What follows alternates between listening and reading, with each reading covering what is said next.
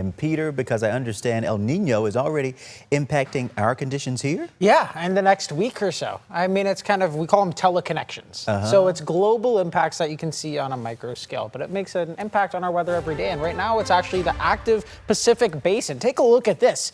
We have 3 disturbances, 1 invest and 1 tropical storm just off the coast of Baja. There's 2 other storms still churning out further off west in the Pacific, and this is because of El Nino. The much warmer than average sea surface temperatures are allowing for kind of storms to develop. This is very common with strong El Ninos, and yeah, it's going to be playing an impact on our weather in the next week or so. Let me break down why. This area of high pressure that we've been dealing with for what feels like forever is still over the southwest. It's still going to be hot as we get towards your Wednesday, and still going to be in the 90s as we get towards your Friday with the high of 92 degrees there. But notice that high starts to shift a little bit further to the east here. That's going to continue here as we get into the weekend as this low kind of starts to build. It's from one of those tropical storms, and as that low builds, that forces that high further off to the east. That allows another low to move in, and that allows our temperatures to drop into the 80s as we get towards the start of next week. So we're already seeing the impacts of El Nino, even though it hasn't officially begun, you could really say. But we're still dealing with the heat today. We aren't dealing with that cool off just yet. We saw highs today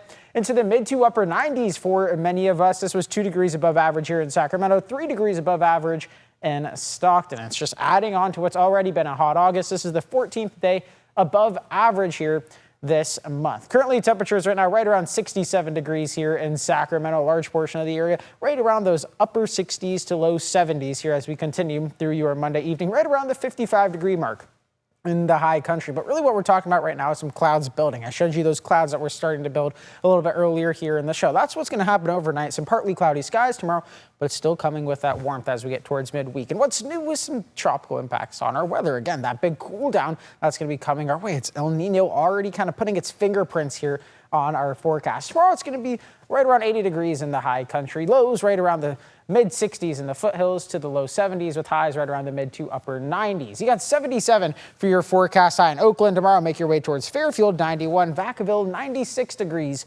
for your Tuesday. And it's warmer again here tomorrow. Now that warmer has been there forever it feels like, but we've been dealing with warmer temperatures here for what's been the last week or so. 94 is my forecast high here in the capital city. We will have some partly cloudy skies with those warmer temperatures tomorrow. Decent amount of clouds, especially in the mountains as we start your Tuesday morning, but by the time we get towards the afternoon, it's kind of a mix of some sunshine and the clouds here for your Tuesday, and that really kind of continues even as we get near the 10 o'clock hour. It's going to be a mix of some clouds really in the skies as we get through this new week. Look at the mountains. Break up for it on Wednesday. That's the hottest day of the week, thus less cloud cover. But notice as we get towards Friday, partly cloudy skies there, partly cloudy skies and the foothills. It's all just these little balances between that high and these areas of low pressure. And that's really what's going to be making a big impact on our forecast over the next 10 days. 94 here tomorrow, 96 on Wednesday, the hottest day of the forecast. So it's like almost steps, taking your steps down your way as we get towards next Monday with that high of 83. Again, that's just a trend, Chris, but we're excited about those 80s. We'll take them any day.